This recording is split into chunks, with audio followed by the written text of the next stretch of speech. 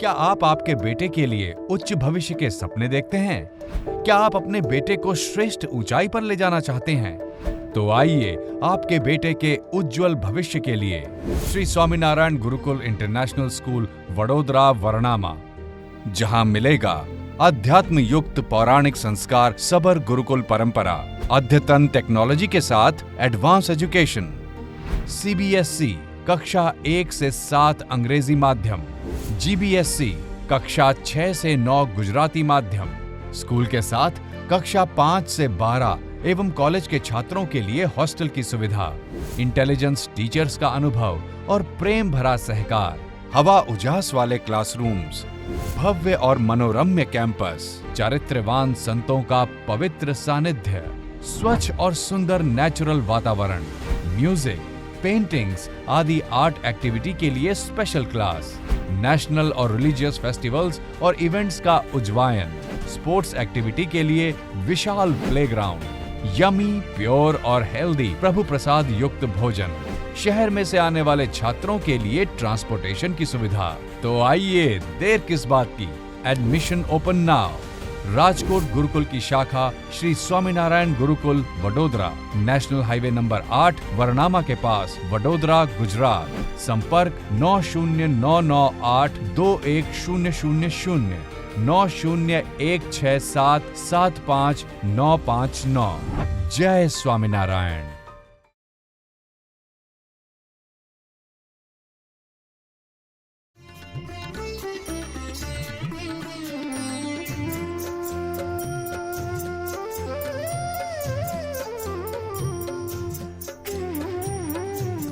हमारे चैनल सूरत गुरुकुल को सब्सक्राइब करना ना भूलें और बेल आइकन पे क्लिक करें। इष्टदेव भगवान स्वामीनारायण, पूज्य भक्ति तनय स्वामी, पूज्य आनंद स्वामी, वाला सर्वे भक्तजनों, जय स्वामीनारायण। આપણે જેમ ધનુર્માસ કરીએ છીએ ને, ગુરુકુલમાં તો અમે વિદ્યાર્થી દાખલ થયા તઈએ જે શરૂ થયો હતો 1972ની આસપાસ, પણ સંપ્રદાયમાં બીજે કેટલેક હાલતા છે એ ખબર નહીં, પણ શ્રીજી મહારાજ વખતે કદાચ હાલતો હશે. માગશરવદી છઠનો આજે દિવસ છે અને શ્રીજી મહારાજે 200 વર્ષ પહેલાં જે વચનામૃત વાંચવું છે, આખું નહીં વાંચી તો થોડું વાંચ્યું, પણ એ તે દિવસે ધનુર્માસમાં વહેલા ઉઠાય છે. સ્વામિનારાયણ હરે, સ્વામિનારાયણ હરે. સંમત 1876ના માગશરવદી છઠને દિવસ રાત્રિ પાછલી પહોર બાકી હતી ત્યારે સ્વામી શ્રી સહજાનજી મહારાજ શ્રી ગઢડા મધ્યે દાદા ખાચરના દરબારમાં આથમણે બારણે ઓરડાની ઓસરીને આગળ ફળિયામાં ઢોલિયા ઉપર વિરાજ્યા હતા અને સર્વ શ્વેત વસ્ત્ર ધારણ કર્યા હતા. પછી પરમહંસ તથા સત્સંગીને તેડાવ્યા ને ઘણીવાર સુધી તો પોતે વિચારી રહ્યા અને પછી બોલ્યા જે એક વાત કહું તે સાંભળો. એમ કહીને શ્રીજી મહારાજ બોલ્યા જે મારા મનમાં તો એમ થાય છે જે વાત ન કહું, પણ તમે અમારા છો માટે જાણીએ છીએ જે કહીએ જ. અને આ વાત છે તેને સમજીને તે જ પ્રમાણે વર્તે તે જ મુક્ત થાય છે.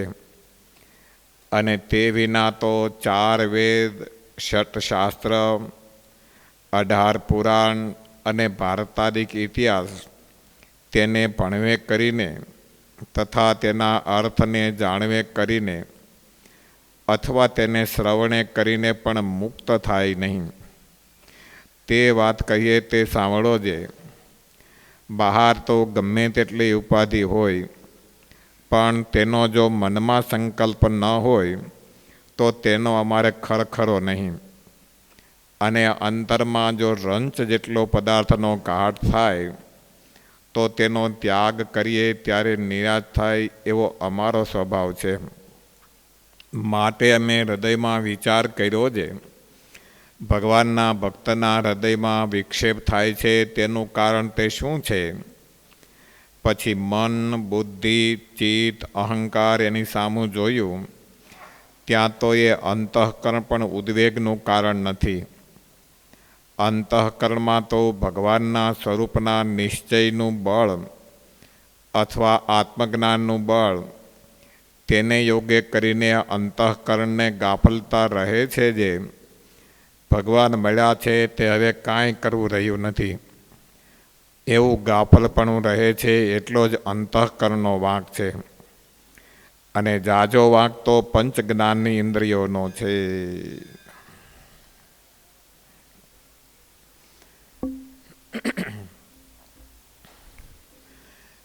કયા દિવસની વાત છે? ફાગણ વધી છઠનો દિવસ, સોરી માક્ષર વધી છઠનો દિવસ છે. ક્યાં બિરાજે શ્રીજી મહારાજ?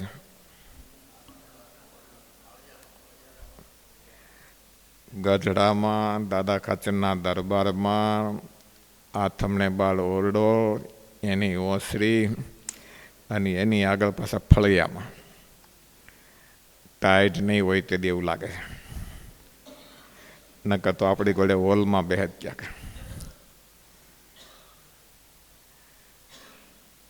બહુ હૃદયમાં ધારીએ એ સ્થાનને, એ સમયને. પાછલી રાત્રિ અને એનો એક પોર બાકી હતો. પોર એટલે ઓણ ને પોર એમ નહીં પાછો. 8 પહોરની 24 કલાક થાય, રાત ને દી. તો 3 પહોરનો એક દિવસ કહેવાય. 4 પહોર રાત્રિના, 4 પહોર એ દિવસના. માક્ષરવદી છઠનો દિવસ છે. આજના દિવસે એ સૂર્યોદય છે એ 7:11 થાય. પાછલી રાત્રે એનો એક પોર એટલે 7:11 પહેલાંનો એ 3 કલાકનો ટાઈમ. એટલે 4:15 વાગે મહારાજે ઉઠી ગયા. આપણે જાણીએ કે આપણે વહેલા ઉઠી ગયા, પણ વહેલું કોણ ઉઠે છે? મહારાજ ઉઠી જાય. પોઢ્યા છે અક્ષર ઓરડીમાં, એ ત્યાંથી પાછા અહીંયા પધાર્યા છે. નાહી ધોયા છે ને, અને પછી પાછા પરમહંસોને એ તેડાવ્યા, હરિભક્તોને તેડાવ્યા. વહેલી સવાર અને એમાં પાછા બધાને બોલાવ્યા. લીમવૃક્ષની પાસેનો એ ફળિયું અને એમાં મહારાજ બિરાજ્યા હોય. અને ત્યારે મહારાજ છે કેવળ કરુણાએ કરીને વાત કરે. પાછી કોઈ સામે પૂછ્યું નથી કંઈ, પણ શ્રીજી મહારાજ છે કેવળ કરુણાએ કરીને જ્યારે વાત કરે છે ને, કરુણાએ કરીને વાત ક્યારે થાય? સાચું કંઈક કેવું હોય ને એ તો કરુણા છે એને વાત થાય, નહીંતર એટલી બધી કરુણાએ કરીને વાત ન થાય. સામે ચાલીને મહારાજ છે એ વાત કરવા માટે એ પધાર્યા છે. અને પાછી વાત કરી. 8 સત્શાસ્ત્ર, 4 વેદ, 18 પુરાણ, ભારતાદિક ઇતિહાસ. કેટલા ગ્રંથ થયા? 4 વેદ, 8 સતશાસ્ત્ર, 12, 18 પુરાણ, 30 અને મહાભારત 31. હા, એ બધાને પાછા શું કરવાનું? ભણવાનું. ખાલી ભણવાનું નહીં કંઈ, પણ એના અર્થને જાણવાના.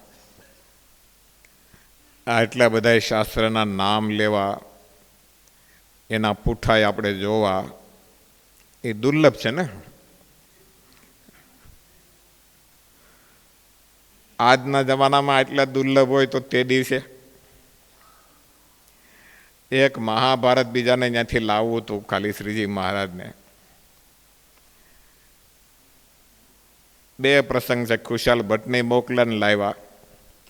એક બીજો પ્રસંગ છે કે એમાં કીધું કે શ્રીજી મહારાજના પ્રસાદીના કાગળ વાંચતો હતો અને એમાં કોઈ હરિભગત ઉમરેઠ બાજુના ક્યાંક ના હતા અને એમણે મહારાજની ઉપર કાગળ લખ્યો કે મહારાજ એ તમે મહાભારત લેવાની વાત કરતા હતા તો એ એક અહીંયા ભાઈની પાસે છે અને એ એમના મૃત્યુ પામ્યા છે, એટલે એના વાહેના છોકરા એ હાંચવે કે કેમ ખબર નથી કંઈ, પણ એની પાસેથી લેવું હોય તો મળી શકે આપણને. તો મહારાજે હાય પડી લ્યો. એની પાસે ગયા તો કે રૂપિયા દેવા પડે. તો કે કેટલા? તો કે 700 રૂપિયા. મહાભારત ગ્રંથ એના રૂપિયા કેટલા? 700 રૂપિયા. હવે એ ટાઈમના 700 રૂપિયા. 2 પૈસામાં તો કડીઓ આખો દી કામકાજ કરતો. ફોજદાર હોય એ 4 રૂપિયામાં આખો મહિનો નોકરી કરતો હતો અને એ ટાઈમે આને 700 રૂપિયા દેવાના. અને મગાવ્યું શ્રીજી મહારાજે. પછી મહારાજ કે રૂપિયા દઈ રાખો, પછી આપણે એને લખીને પાછું દેશું અને એને જેટલું લેવું હોય એટલું પછી આપણી પાસેથી લેશે કે. અને શ્રીજી મહારાજે ગઢપુરમાં મગાવીને લહિયા સંતોને આપીને કીધું કે આની કોપી કરી નાખો ઝડપથી. તે દિવસે આટલો ગ્રંથ એ અઘરો હતો મળવો. કોઈના હાથમાં જોવામાં આવે કે ન આવે. આજ તો ઘણું હેલું હોય પણ છતાંય હજી આપણા હાથમાં એ જોવાનો વારો નથી આવ્યો. ત્યારે એટલા બધા શાસ્ત્રો એને મહારાજ કે ભણવે કરીને કે એના અર્થને જાણવે કરીને એમે કદાચ કોઈના ન થઈ શકે, અથવા મહારાજ કે એના શ્રવણે કરીને પણ કરવાનું શું છે પાછું બધું શાસ્ત્ર સાંભળીને મુક્ત દશાને પામવાની વાત છે. પણ તોય મહારાજ કે આટલું કરવા છતાંય એ મુક્ત દશાને ન પામે. એને પામવા માટે તો એ મહારાજ કે અમે કહીએ છીએ ને એમ કરવું પડે. ત્યારે શાસ્ત્રનું શ્રવણ કે એનું અધ્યયન કે પછી એના અર્થની જાણકારીનું જ્ઞાન એ મુક્તિને માટે એટલું કામ નથી આવતું જેટલું આ વચનામૃતમાં મહારાજ આચરણને ઉપર ભાર દે છે. અને એ આચરણ છે એટલું કામ આવે છે કે એના દ્વારા એ માણસ છે એ મુક્તિને મેળવી શકે છે. અને એ આચરણ મેળવવા માટે એ માણસને શાસ્ત્રના શ્રવણની એ જરૂર છે. મજબૂત થવું હોય તો શું કરવું પડે? પુરાણી સાહેબ શાસ્ત્રીમાં કહેતા શેઠિયાનો છોકરો ને ગરીબનો છોકરો બેને સામે સામે કબડ્ડી બબડી રમતા હશે ને પાડી દીધો. પેલા કે તે કેમ મને પાડી દીધો? તો કે હું દૂધ પાક ખાઉં છું. ઓલા એને ગરીબના છોકરાની માની પાસે જઈને વેન કર્યું કે મા મને દૂધ પાક ખવડાવ્યો. ઓલા મને પાડી દીધો દૂધ પાક ખાય છે એટલે. હવે એની મા ગરીબ એ દૂધ ક્યાંથી કાઢે? છેવટે પછી છોકરાનું વેન એને છાનું રાખવા માટે એ માગ્યા ઘરની છાશ લઈ આવી અને એમાં થોડોક લોટ ડોઈ દીધો. મીઠાના 2 કાકરા નાખ્યા, ખાંડ તો હશે નહીં કે. અને પછી છોકરાને કે લે દૂધ પાક. તો છોકરાએ દૂધ પાક પીધો. એને કોઈ જોયો નહોતો કેવો લાગે. એની માએ કીધો કે આ દૂધ પાક તો એ દૂધ પાક. પણ એ દૂધ પાક પીવે ને ઓલો દૂધ પાક પીવે, કોણ કોને પાડી દે? છાશ વાળો કાંઈ દૂધ પાક પીધે કાંઈ એ ઓલાને પાડી ન દે. તો દૂધમાં જે તાકાત છે ને એ દૂધ પાકમાં જે તાકાત છે કે છાશના દૂધ પાકમાં એ ન હોય. ત્યારે શાસ્ત્ર શ્રવણ મજબૂતાઈ માટે અધ્યાત્મને માર્ગે બહુ જરૂરી છે. શિયાળાનો ટાઈમ છે અને શ્રીજી મહારાજ પાછલી પોરની રાત્રિએ એ ફળિયામાં આવીને સભા કરી છે. શેને માટે? મજબૂત કરવા માટે. શિયાળામાં જેટલી મજબૂતાઈ મળે એટલી બીજી ઋતુમાં ઓછી મળે. અને અત્યારે છોકરાઓને મજબૂત કરવા માટે તમે શું કરો? શું ખવડાવો? અડદિયો. અને એ અડદિયો અત્યારે જેટલો ખાય એટલો છોકરો કેવો થાય? મજબૂત થાય. પાછો શિયાળામાં અડદિયો ખવડાવીને મજબૂતાઈ મળે છે. ઉનાળામાં એ અડદિયા ખાધી એટલી મજબૂતાઈ ન મળે. કારણ કે અત્યારનું વાતાવરણ એવું હોય ને કે એ માણસને ટેકો આપતું હોય છે. હવે તો બધી ડૉક્ટરોની સર્જરી સારી થઈ ગઈ, પણ પહેલાંના જમાનામાં ઓપરેશન કરવા હોય તો ક્યારનો ટાઈમ પસંદ કરે? શિયાળો પસંદ કરે. એમાં જલ્દી રૂજ આવે કે. તો શિયાળામાં જો એ પસંદ થતું હોય અને અડદિયાથી મજબૂતાઈ થતી હોય તો શિયાળો છે એ સાર્થક ગણાય. એમ ઉનાળામાં શું જોઈ? રસ કેરીનો હોય કે પછી લીંબુનો હોય, આ એ પીવે તો એ ઉનાળામાં તો મજા આવે. અડદિયો દ્યો તો એટલી બધી મજા ઉનાળામાં ન આવે. અને અત્યારે લીંબુનો રસ દ્યો તોય મેળ ન પડે. ચોમાસામાં એમાં જેટલું ઓછું મળે એટલું સારું. તપ કરવાનું મહારાજ ચાતુર્માસના. શિયાળામાં બહુ ક્યાંય તપ કરવાનું ન કીધું. પાછું કરતા મહારાજ તો પોતે માઘ માસ આવે ત્યારે પણ એટલો બધો બધાને આગ્રહ ન કર્યો કે તમે કરી જો એમ. પણ એ ટાઈમે મહારાજનો આગ્રહ રહ્યો છે કથા વાર્તા ઉપર. અને એટલા માટે વહેલી સવારમાં એ આવીને બિરાજા છે અને વાતો કરવાની શરૂઆત કરી. મહારાજનો આગ્રહ છે કે આચરણ છે ને એ બહુ જરૂરી છે. અને આચરણ વગર એ કોઈ દિવસ મહારાજ કે ક્યારેય એ મુક્ત ન થવાય. પછી પંચ વિષયથી એ માણસને બંધને થાય છે અને એનાય પંચ વિષય છે માણસને એ મુક્ત પણ કરે છે. પણ કેવી રીતે? ડાયાબિટીસ થયો હોય શેનાથી થાય? ઘી અને મીઠાઈને ખાવાથી. પણ વૈદ્ય દવા આપે તો એ શું કહે કે આ મધની હારે આ પડીકી લેજો, કાં ઘીની હારે લેજો. તો પણ ઘી ને મધની બે ખાવાથી તો ગળપણ ખાવાથી તો ડાયાબિટીસ થયો છે. પણ છતાંય એની પડીકી છે ને એ ખાય એની હારે તો એનું એ મધ હોય કે એનું એ ઘી હોય તોય એ ડાયાબિટીસને મટાડે.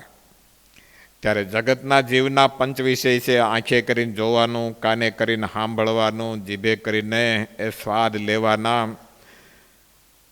આ બધું જે છે એનું એ ભગવાનના ભગત નહીં છે. પણ બેમાં એ ડિફરન્ટ. ઓલાને છે એ પોતાના મનગમતા એ પદાર્થોની હારે લેવા દેવા છે.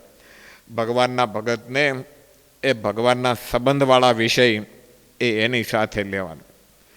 કારણ કે મહારાજ કે વિષય વિના કોઈ એ રહી શકતો નથી. પણ જેટલા ભગવાન સંબંધી વિષય હોય ને એને એ ભગવાન ભજવામાં કાયમ આવે અને પાછા એ બંધન કરતા ન થાય. ત્યારે ભગવાનના ભગતને એ જે કાંઈ કરવું એ ભગવાનના સંબંધે સહિત જે કાંઈ ક્રિયા કરે ને તો એણે કરીને એ નિર્ગુણ ભાવને પામે છે. ધનુર્માસ શિયાળાનો સમય બહુ ભાગશાળી છે કે આપણને પણ ઘનશ્યામ મહારાજની સાનિધ્યમાં આટલી ગરમી જેવા હોલમાં બેસીને એ સાંભળવાની તક મળી છે. તીર્થભૂમિ છે, કેટલું ભજન થાય છે. 22 તારીખે આપણી અખંડ ધૂન જોગી સામે શરૂ કરાવી અને 22 વર્ષ પૂરા થાય. 1,95,000ને એ 500 ઉપરાંત કલાક અત્યારે થઈ ગઈ. 1,95,000 અને 500 ઉપરાંત કલાકની અખંડ ધૂન. ક્યાં મળે એટલું ભજન થતું હોય એવું? ત્યારે ગુરુદેવ શાસ્ત્રીજી મહારાજની જોગ છે. ગુરુ મહારાજના એ શુભ સંકલ્પ છે. ધર્મવલ્લભ સ્વામીનું એટલું બળ છે એ એણે કરીને એ આ સ્થાનમાં એટલું ભજન થઈ શકે છે. અને એવા તીર્થમય સ્થાનની અંદર બેસીને એ જ્યારે ધનુર્માસનો લાભ લઈ રહ્યા છે ને ત્યારે બહુ ભાગશાળી છે.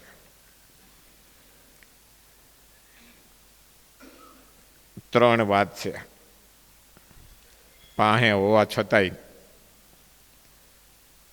પાણી હોય, ઘરમાં પાણી ભર્યું છે ને આગ લાગી હોય અને એ આગ બુઝાવવામાં એવડું એ પાણી કાયમ ન આવે તો એ પાણીના સંગ્રહનો શું અર્થ? પાણી છે, ઘરમાં છે, આગ લાગી છે અને જો એ પાણી છે આગ બુઝાવવામાં કાયમ ન આવે તો એ પાણીનો સંગ્રહનો એ શું અર્થ? ડૉક્ટર છે દીકરો અને બાપ છે માંદા છે અને એમાં એટેક આવ્યો બાપને. ઘરનો દીકરો છે તોય પણ એ ટાઈમે જો કાયમ ન આવ્યો તો એ ડૉક્ટરને ભણાવ્યો એ શું કામનો પાસે એમ કહે ને, ટાઈમે કાયમ ન આવ્યો. અને ઘણી વખત છે જેટલો ટાઈમે કાયમ જો એ આવી જાય તો કોરી સાહેબને મેં ફોન કર્યો રાતે, પછી 10-12 વર્ષ પહેલાંનો પ્રસંગ યાદ આવ્યો. એટલે દિવાળીનું વેકેશન હતું અને વિદ્યાર્થીઓ કોઈ હતા નહીં કંઈ. સાહેબ છે જે 2-3 વર્ષથી એ સુરતમાં સ્થાયી થયેલા, એટલે જે રહેતા હતા દૂર, એટલે એ પાછા અહીં દર્શન કરવા માટે રાત્રે આવેલા. અને એમાં ઓફિસના પગથિયા પાસે જ બેઠા હતા રામાનુજ સ્વામીની. અને અચાનક આમ શરીર કંઈક લથડી ગયું કે જે થયું તે. પણ ડૉક્ટર ત્યાં ઊભા હતા એટલે તરત જ એમણે એ દોડીને છાતી ઉપર પમ્પિંગ શરૂ કરી દીધું. એટલે સાહેબ કે 15-20 મિનિટ સુધી તો, એટલે 15-20 સેકન્ડ સુધી એ શ્વાસ બંધ થઈ ગયેલો. પણ એટલું પમ્પિંગ કર્યું તરત જ તો એ પાછો લાઈફ મને શું થઈ ગયું એમ કીધું કે પાછું આ બધું શું કર્યું એમ રામાનુજ સ્વામી કહે. પણ પાછું છે એ શરીર પમ્પિંગ શરૂ થઈ ગયું એટલે પછી મળ્યું હૃદયનું પમ્પિંગ ઓટોમેટિક ઠાકોરજી પાછું હાલતું કરી દીધું. ડૉક્ટર હતા ને હાજર હતા તો કાંઈ આવ્યા, હાજર ન હોય તો શું થાય? ત્યારે પાણી હોય તો આગ બુઝાવી શકાય, ડૉક્ટર હોય તો એ એટેકમાં એ રક્ષણ મેળવી શકાય. ત્રીજે નંબરે મિત્ર જીગરજાનું હોય અને એમાં ક્યાંક નફામાં થોડી ઘણી ખોટ ક્યાંક આપણને આવી હોય કે ક્યાંક બીજું કાંઈ થયું હોય અને એમાં એની જીગરજાનની દોસ્તારી છે કામ ન આવે, આશ્વાસન દેવામાં તો એ મિત્ર હું કામનો? એ બધાની વાતો તો પછી કરીએ.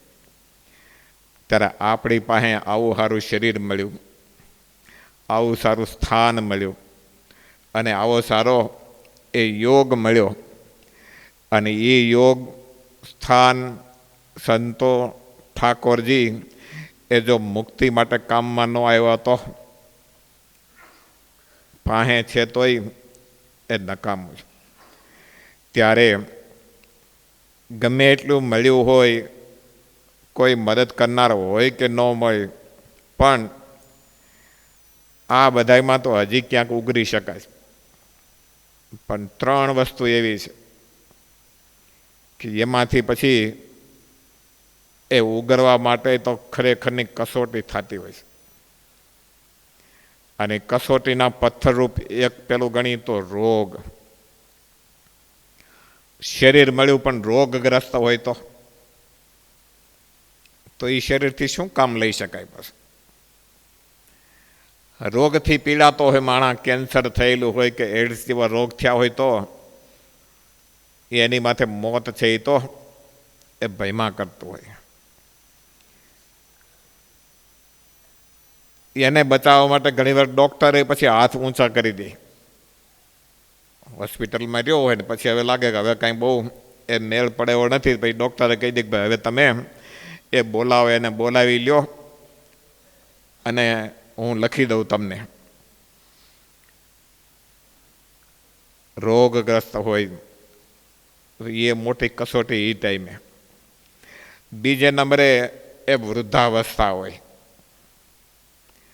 આંખમાંથી ને આંખના દેવતા વહી ગયા હોય, એટલે દર્શન થઈ શકતા ન હોય, જોવાઈ ન શકતું હોય, કાને કરીને સાંભળી શકાતું ન હોય, મોઢામાંથી દાંતે બધા વહી ગયા હોય તો ખાઈ અગાતું ન હોય, ને પાછું ખાય તો પચી શકતું ન હોય, પગ છે એ ચાલી શકતા ન હોય, જોવું હોય તોય દેખાતું ન હોય, નેજવા માંડીને માંડ જોવાતું હોય. એવે ટાઈમે કાંઈ થઈ ન શકે. રોગગ્રસ્ત શરીર થઈ ગયું, વૃદ્ધાવસ્થા આવી ગઈ. અને ત્રીજે નંબરે હજી આમાંથી ને ક્યાંક બચવું હોય તોય બચી શકાય, પણ મોત આવે ત્યારે મૃત્યુથી કોઈ માણસ એ બચી શકતો નથી. એને બચાવે એ એવું કોઈ છે જ નહીં. ઠેલી શકે ઘણું થોડી વાર, મોટા સાધુ હોય કે ભગવાન હોય તો, પણ એ કોઈ અમર રહી જાય એવી કોઈ માગે તો એને કોઈને વરદાન મળ્યું નથી. ત્યારે આ ત્રણેય વસ્તુ છે એમાંથી તો એક કસોટીની વસ્તુ છે, અને એમાંથી ઉગરવું એ કોઈની તાકાત નથી હોતી.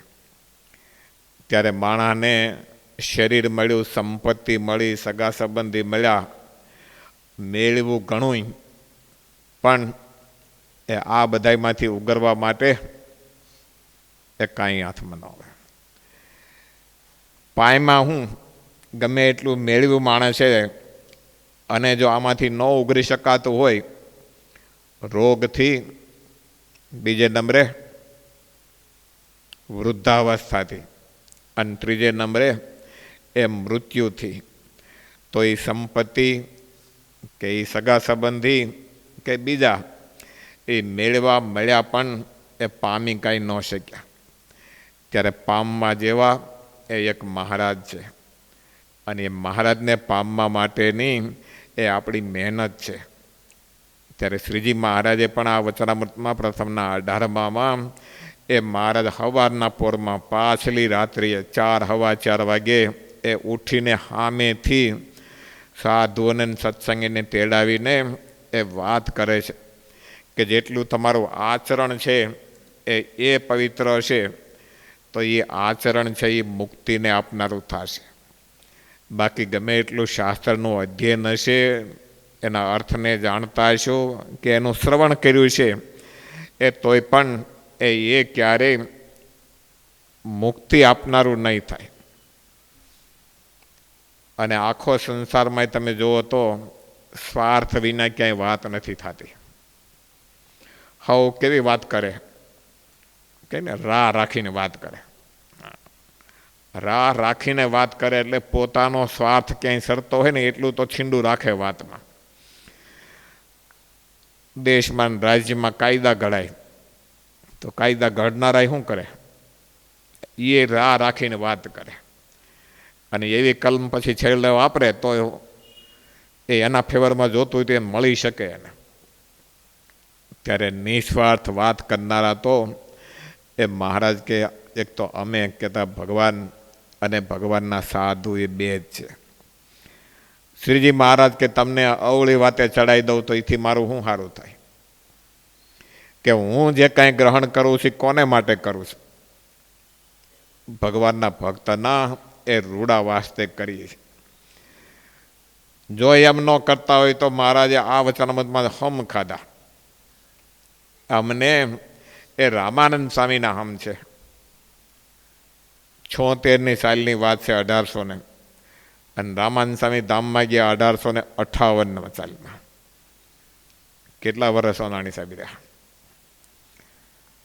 1858થી એ 1876, 18 વર્ષ પછી પાછા રામાનંદ સ્વામીના હમકાજ મહારાજ બોલો, અને એ સવારમાં 4 વાગ્યા પાછા. કોને માટે? એ આપણને પ્રતીતિ કરાવવા માટે કે હું તમને જે કંઈ કહું છું ને એ મારા સ્વાર્થને માટે નથી કહેતો. હું તો કેવો મુક્ત છું, એ અનાદિ મુક્ત. મને કંઈ મુક્ત નહીં, એ વ્યાખ્યાની કે આ પદવીની જરૂર નથી, હું તો છું જ. પણ એ આપણને મુક્ત કરવા માટે, એ આપણને એની પંક્તિમાં ભેળવવા માટે એ શ્રીજી મહારાજ છે નિસ્વાર્થ ભાવે વાત કરે. બાકી લોકની અંદર તો એ પુરાણી પ્રેમ પ્રકાશ સ્વામી કહેતા શેઠિયાએ સંપત્તિ હારી છે, હીરાની સાંકળી બનાવેલી, પણ પછી ગઈઢા માણા હોય ને, સ્વભાવ હોય, પાછો બનાવે, દઈ દઈ કોને? છોકરાઓને દીધી. લ્યો છોકરાઓ હાંચઈ ગયો, ટાઈમ આવે ને તેથી માગું તેથી એ પાછી આપજો. તેમાં ડોહો છે એ મરવા જેવો થયો પછી, અને સગા સંબંધીઓ ખબર કાઢવા આવતા હોય, અને આવડો આ ડોહો જોતો બધા આવ્યા હોય ને તઈ માગવું. તો સગા સંબંધી આવ્યા છે ને તઈ છોકરાઓને કીધું કે છોકરાઓ એ ઓલી હીરા હાંકળી કે સગા સંબંધી છે એમાં કઈ બહુ સમજ્યા નહીં હીરા હાંકળીમાં જ. એટલે છોકરાઓ કે આ બાપા તલ હાંકળી અત્યારે ન ખવાય, હવે તલ હાંકળી એ અત્યારે ન ખવાય. ત્યાં ચોલા સંબંધીઓ હતા કે બાપા દાદા કહીએ અત્યારે ન ખવાય, કે હવે આ અવસ્થા એ કાંઈ પચે બચે નહીં. અત્યારે તો ગંગાજીનું પાણી હોય ને તો 2 પૂંબડા બોલીને એમાં એ તમારા મોઢામાં મૂકી તો ગતિ હારી થાય. ધરાહાર બાપાની વાત હતી, હીરા હાંકળી દેવાની. એ છોકરાઓએ આવાજ ન દીધી પાસે. ભગવાનને કરવું ને બાપો છે થોડાક દીમાં પાછો હાજો થઈ ગયો.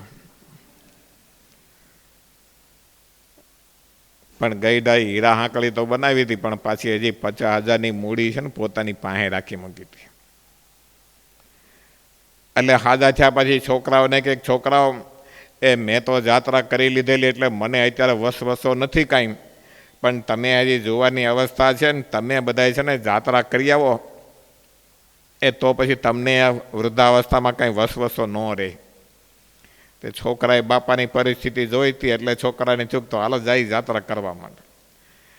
તે બાપાએ 2-3 જે છોકરા છે ને પરિવાર હારે બધાને જાત્રા કરવા મોકલી દીધા. અને અહીંયા 50,000 રૂપિયા હતા, એ ગામના માણસોને ભેગા કરીને કીધું કે ભાઈ આપણે હારા સાધુ સંતો અને એવાને બધાને બોલાવો, એકાદી હારી કથા કરવી છે કે, અને ગામ આખાને જમાડવું છે. બીજા પરગામથી મહેમાન આવે એ બધાને જમાડવા છે, અને ખર્ચો સારો કરવો છે, ને ધામધૂમથી કરવું છે બધું. પણ બધા કે તો બાપા ક્યારે કરવું? તો કે ધર્મના કામમાં ઢીલ શું કે વહેલા હાર કરી દેવી. પુરાણી સમિતિ પાસે એની ભાષામાં કહેતા હોય ને. એટલે પણ કે છોકરા બધા તમારા જાત્રા કરવા ગયા છે, તો કે એ જાત્રા કરવા ગયા એ પુણ્યનું કામ કરે છે ને, ત્યાં હું અહીંયા પુણ્યનું કામ કરી લઉં હારો આ રીતે. એની રાહ જોઉં ને વળી ક્યાંક મરી જાવ તો પાછું અધૂરું રહી જાય. કે તે બાપાએ હારે મારી કથા કરવા માટે બધાને આમંત્રણ આપ્યા. સાધુ સંતોને માણસો બધા ભેગા થયાના 9 દી સુધીની એ કથામાં જલસો કર્યો. હવે બધા ગામના માણસો આ છોકરાને બાપાએ આવડું મોટું કર્યું. એમાં છોકરા જાત્રા કરીને આવ્યા, પૂર્ણાહુતિ થયા. બીજે દિવસે ગામના વાણા કહેલા છોકરાઓ તમે કેવા માણો, તમારા બાપાએ કેવો જલસો કરાયો, એમને ખૂબ ખવડાવ્યું, રૂપિયા આપ્યા, વસ્ત્રો આપ્યા, સાધુ સંતો એટલા બોલાવ્યા ને આવી હારી કથા કરી, અને તમે બહાર રહી ગયા અભાગ્યા. કે છોકરાને લાગી આવ્યું. છોકરા કે બાપા એ અમને મૂકીને આ બધું કર્યું? કે બાપા કે તમને મૂકીને જ કરવું પડે ને, તમને હીરા હાંકળી કીધી તોય તમે તલ હાંકળી ખવડાવવા ત્યાં થયા હતા. તો પછી અત્યારે કે હું મારા ભાગનું છે ને જે કાંઈ મારી પાસે પડી હતી 50,000ની મૂડી, એ મેં મારે હાથે વાપરી નાખી. તમને કીધું હોત વાપરવાનું તો તમે પાછી એ હીરા હાંકળીની તલ હાંકળી કરે હતી, એને કરતાં કે એ મેં જ મારે હાથે વાપરી નાખ્યું.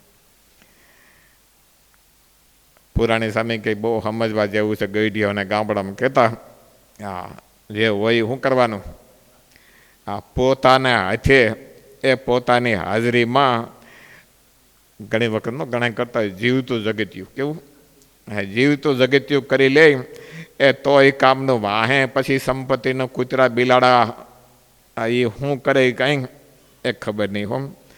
ત્યારે સ્વાર્થ રહિતની વાત તો એ ભગવાનને ભગવાનના સાધુ એ બે કરનારા હોય છે. બાકી બધે નાનાથી માંડીને મોટા માણસ સુધી જુઓ તો એ હવ ઠેકાણે સ્વાર્થની જ વાતું હોય છે. એક ભાઈ છે એ નોકરી ધંધો કરતો હશે, એક પુસ્તક વાંચ્યા કરે, રોજ નોકરીથી આવીને પાછું પુસ્તક વાંચવા માંડી પડે. એનું બૈરું જ હવે રોજ ક્યાં રોજ શું આટલી બધી વાંચવા માંડી પડ્યા છે.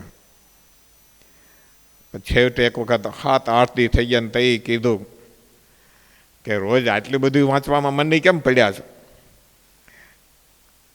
તો કે જો ને એમ કરીને પુસ્તક બતાવ્યું.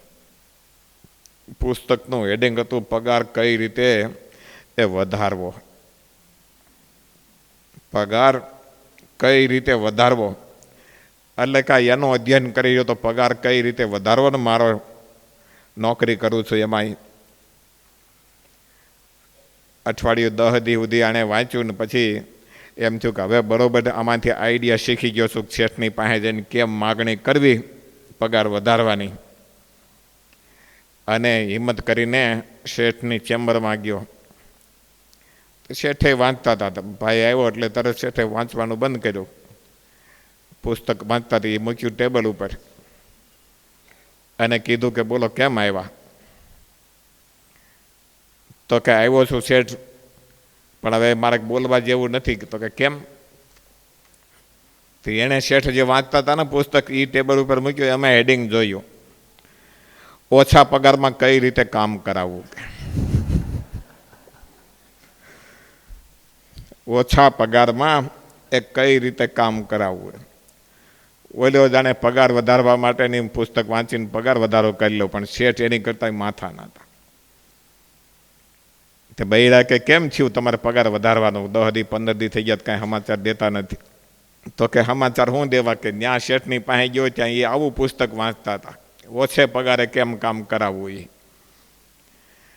ત્યારે હવ છે એ કામ કરતા હોય તોય એ પોતાનો સ્વાર્થ જોતા હોય, કામ કરાવતા હોય તો એ પોતાનો સ્વાર્થ જોતા હોય.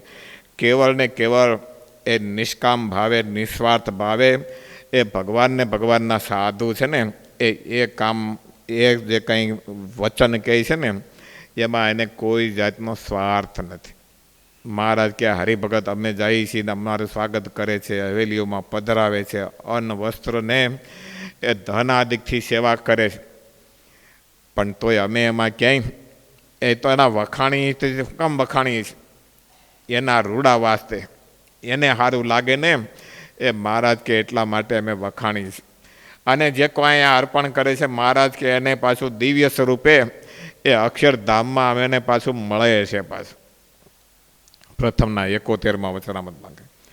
ત્યારે ભગવાન અને સાધુ આ બે એવા છે કે એ નિષ્કામ ભાવથી નિસ્વાર્થ ભાવથી જે કાંઈ પ્રવૃત્તિ પછી ભગવાનને રાજી કરવા માટેની પ્રવૃત્તિ એ બધી આ ભાવથી કરતા હોય છે.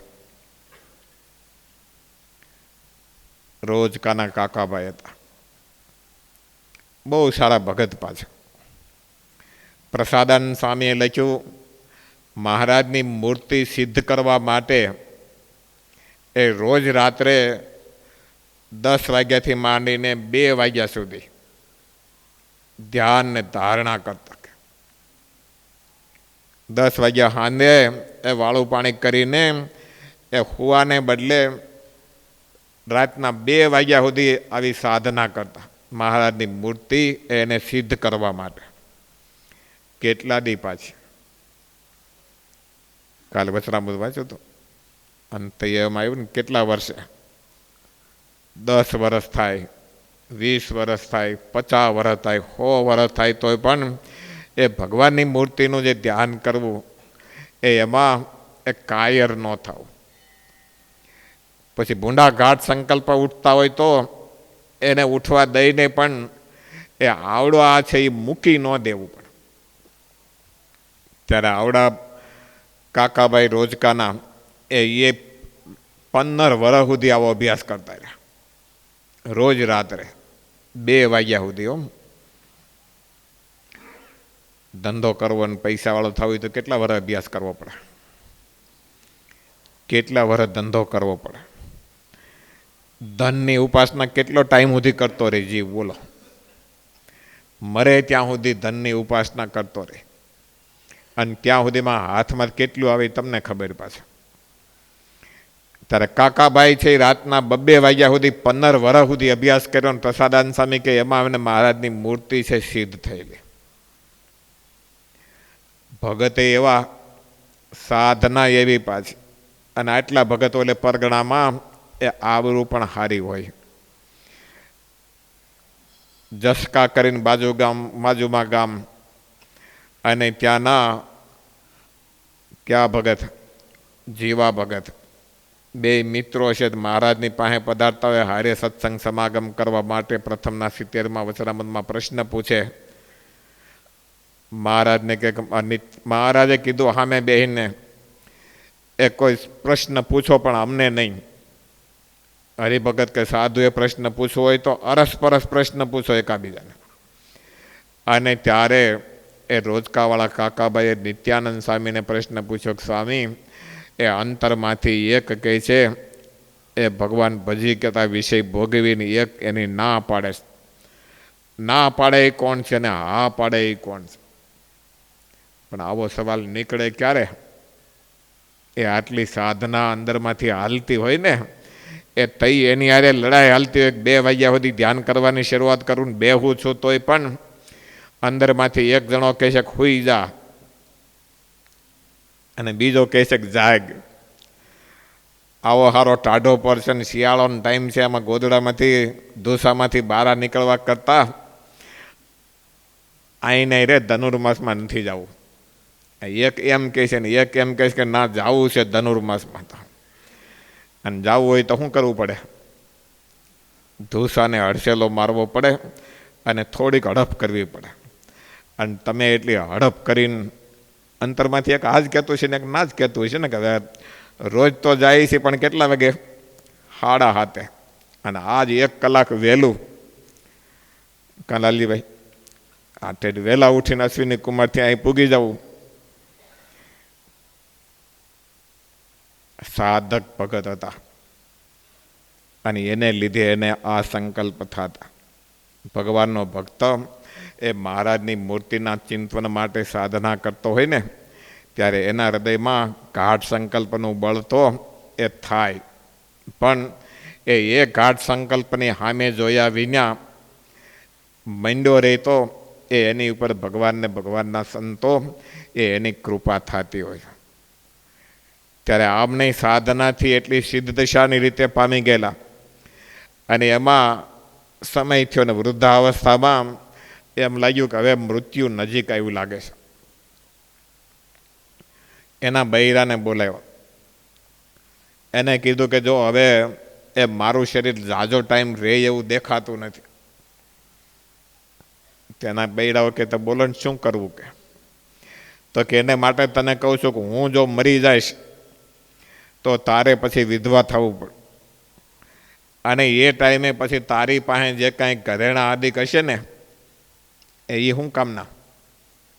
તારા પહેરવામાં તો કાંઈ કામ નહીં આવે. કંઈ છોકરા હોય તો એને હવે ગમે કે ન ગમે આ બધી વસ્તુ એ એની કરતાં તારી પાસેથી આવેલું ને મેં મેળવેલું એ બધું મહારાજને આપી દઈ તો ઠીક. સંકલ્પ આવો કરવો, અને એ મળવા ટાઈમે ઉલટાનું કહી દે કે અહીં પડ્યું જોઈએ, કોઈ લઈ ન જાય, લઈ લેજે, કાં વીલ કરીને દેતો જાય, આને દેજો આને ન દેતા. એને બદલે એના બૈરાને કીધું કે આવી રીતનું બધું છે તો પછી હવે આ બધા ઘરેણા એ તારે પહેરવા નકામા છે, તો પછી મને વિચાર છે કે મહારાજને અર્પણ કરી દઈ. પણ મારી અવસ્થા આવી છે 1886ની સાલ ચૈત્ર મહિનો એ એની વાત, શ્રીજી મહારાજે ગઢડામાં બીમાર છે, પણ હવે તેથી કાંઈ બધાને તાત્કાલિક આજના મોબાઈલની ગોળે ખબર તો પડતા નહીં, એટલે હું છે એ ભગતને ખબર ન હોય ગઢડામાં. એમણે રઘુનાથ કરીને કોઈ ભગત હશે ગામના, એને કાગળ લખીને કીધું કે ભાઈ આલે આ ઘોડી અને લઈને તું મહારાજની પાસે જા, અને આ મહારાજને કાગળ આપવાનો. અને આ બૈરાઓને આગલે દી વાત કરેલી, એટલે બૈરાએ પોતાના ઘરેણા હતા એ બધા પોટલું વાળીને એ ભગતને આપેલું, કાકાભાઈને. અને એને આવડા રઘુનાથ ભગત એને મહારાજની પાસે મોકલવા માટે તૈયાર કર્યા, ને કે લે આ પોટલી એ ઘરેણા છે એ મહારાજને એ દઈ દીજે. ભગતે કાગળમાં એ સમાચાર લખીને મહારાજની ઉપર મોકલ્યા. આવડો આ ભગત છે ઘોડું લઈને એ આવ્યા ગઢપુરમાં. ચૈત્ર મહિનો હતો, પૂરો થવાનો ટાઈમ. મહારાજની માંદગી એ હારી હતી. પોષ સુદ બીજથી ઠેઠ બીમાર પડેલા શ્રીજી મહારાજ. પોષ મહિનો આખો, મહા મહિનો, ફાગણ મહિનો ને ચૈત્ર મહિનો, 4 મહિના તો માંદગી મહારાજને ગઈ હતી. નબળાઈ એટલી બધી શરીરે હતી. અને ક્યારેક ક્યારેક તો મહારાજ કહી દેતા કે હવે એ અમે રોકાશું નહીં કંઈ. અને એમાં આવડા ભગત આવ્યા અક્ષર ઓરડીને આગળ ઘોડું લઈને. તો બહાર સંતો એને પૂછીને અંદર જવાતું પાર્ષદોને. એટલે કીધું કે ભાઈ કાકાભાઈએ મોકલ્યો છે ને મહારાજને એક કાગળ દેવાનો છે. સંતોએ મહારાજને અંદર ખબર કરી કે મહારાજ કાકાભાઈએ માણા મોકલ્યા છે અને એ કંઈક તમને કાગળ દેવા માગે છે.